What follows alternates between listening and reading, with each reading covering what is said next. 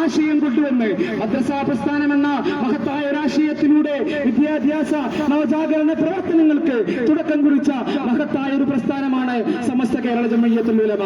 സമസ്ത കേരള ജംഇയ്യത്തുൽ ഉലമ എന്ന ആത്മീയ ഭൗതിക സമന്വയ വിദ്യാഭ്യാസ രീതികളിലൂടെ നിരവധി വിദ്യാഭ്യാസ സ്ഥാപനങ്ങൾ അങ്ങ് കാസർഗോഡ് നിന്നും ഇങ്ങ് തിരുവനന്തപുരം വരെ എത്തുമ്പോൾ നിരവധി സ്ഥാപനങ്ങൾ മർക്കസുകളും മജ്മഅകളും മഅദിനുകളും മമ്പറുകളും അടക്കുന്ന ഒരുപാട് നിരവധി സ്ഥാപനങ്ങൾ വിദ്യാഭ്യാസ സമുച്ചയങ്ങൾ എന്ന സമസ്ത കേരള ജംഇയ്യത്തുൽ ഉലമയുടെ കീഴിൽ നടന്ന് പ്രവർത്തനം ആരംഭിച്ചുകൊണ്ടിരിക്കുകയാണ്.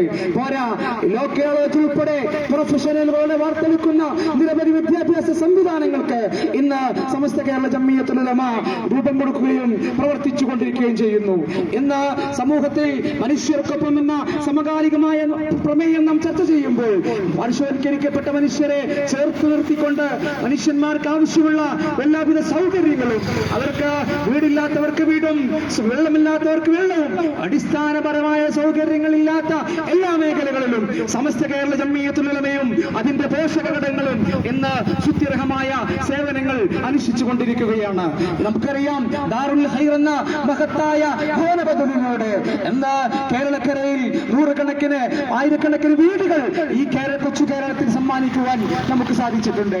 പോരാ, ദുരന്ത മേഖലകളിൽ കവളപ്പാറയിലും ചൂരൽമലയിലുമൊക്കെ ദുരന്ത മേഖലകളിൽ വ്യത്യസ്തങ്ങളായ സാമൂഹിക സാംസ്കാരിക സന്നദ്ധ സേവന പ്രവർത്തനങ്ങൾക്ക് സമസ്ത കേരള ജംഇയ്യത്തുൽ ഉലമയും അതിന്റെ കീഴ്ഘടകങ്ങളും മുന്നിട്ടിറങ്ങുകയും അവിടെ വേണ്ട പ്രവർത്തനങ്ങൾ ചെയ്യുകയും ചെയ്തിട്ടുണ്ട്.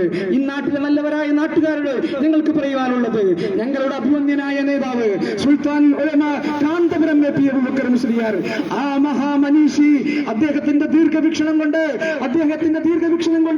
മുമ്പ് കഴിഞ്ഞ 2 കേരള യാത്രയും മനുഷ്യ മനസ്സുകളെ കോർത്തിണക്കിക്കൊണ്ട് കേരളത്തിലെ കാസർഗോഡ് നിന്നും തിരുവനന്തപുരം വരെ വലിയൊരു യാത്ര നടത്തിയിട്ടുണ്ടെങ്കിൽ അതിന്റെ തുടർച്ചയായി മനുഷ്യർക്കൊപ്പം എന്ന ശീർഷകത്തിൽ തന്നെ ഇന്നും ഈ വരുന്ന 2026 ജനുവരി 1 മുതൽ 17 കൂടിയ ദിവസങ്ങളിൽ